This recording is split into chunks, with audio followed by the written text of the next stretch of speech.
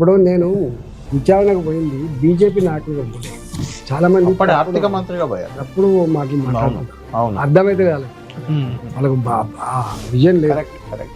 నేను పోయింది, నన్ను కమిషన్ పిలిచింది అప్పటి ఆర్థిక అప్పుడే ఆర్థిక మంత్రి. అంతే అంతే కరెక్ట్.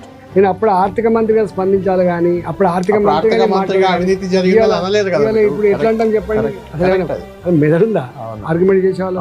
నేను ఏమంటున్నా, నేను ఒక్కటి మాత్రం స్పష్టంగా చెప్పాను, ప్రాజెక్టులు డిజైన్ చేసింది, ప్రాజెక్టులు కట్టింది కమిషన్ల కోసం అనే మాట ఎందుకంటే తెలంగాణ మీరు మొత్తం వినండి, పల్లె పల్లెలో పల్లెలు మొలిసే అనేటువంటి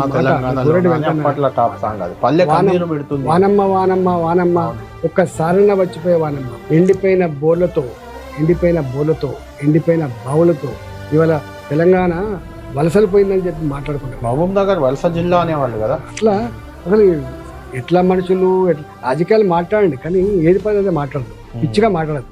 అందువల్ల తెలంగాణ ఉద్యమం పుట్టిందే నీళ్లు నిధులు నియామకాలు. ఈ సోయి మర్చిపోతే ఎట్లా చెప్పు? నీకేం కమిట్మెంట్ ఉంది? 14 ఏళ్ళు నీకేం తెలుస్తుందండి? 10 మందిని కన్న తల్లికి పురుటి నొప్పుల బాధ చెప్తే ఉంటుందా అండి? ఒక పిల్లని కూడా కన్న చెప్తే ఎట్లా? మేము 14 ఏళ్ళు తెలంగాణ ఉద్యమంలో కొట్లాడిన వాళ్ళం. నీళ్లు నిధులు నియామకాలు, ఇలా నియామకాలు బయటలోకి పోయే ఆస్కారం లేదు, మీకు తెలుసు. నిధులు కూడా బయటలోకి పోయే ఆస్కారం లేదు, ఛాన్సే లేదు. మన నిధులు మనకు ఖర్చు పెట్టి ఇక్కడ ఒక ప్రాజెక్టు విషయంలో తప్పులు జరిగితే అధికారులు మీరు అన్నట్టు వాళ్ళని జైల్లో పెడతారు కానీ ముఖ్యమంత్రినో మంత్రులనో ప్రాజెక్టులో లోపాలకు జైల్లో పెట్టింది అయితే నాకు తెలిసి ఎక్కడ లేదు, ఉండదు కూడా. బ్యాడ్ ఏంటంటే ఇంకా బ్యాడ్ ఏంటంటే బీజేపీ పార్టీగా గతంలో చెప్తుండ్రు, ఇప్పుడు చెప్తారు, రేపు చెప్తారు. ఇది కేసీఆర్కి ఏటీఎం లాగా పనిచేసింది, ఈ దోపిడీకి నిలయాలు అయిపోయినాయి, అదొక సబ్జెక్ట్.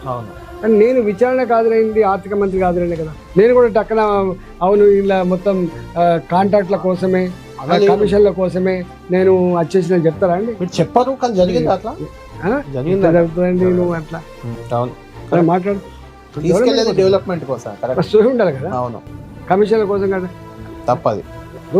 అక్కడ ఉన్నప్పుడు ఒక మాట మాట్లాడు, ఇక్కడ ఉన్నప్పుడు రాజకీయాల్లో ఉంటాం లేకపోతే లేదు కళ్యాణ్ గారు, కానీ ఆత్మవంచన చేసుకోండి.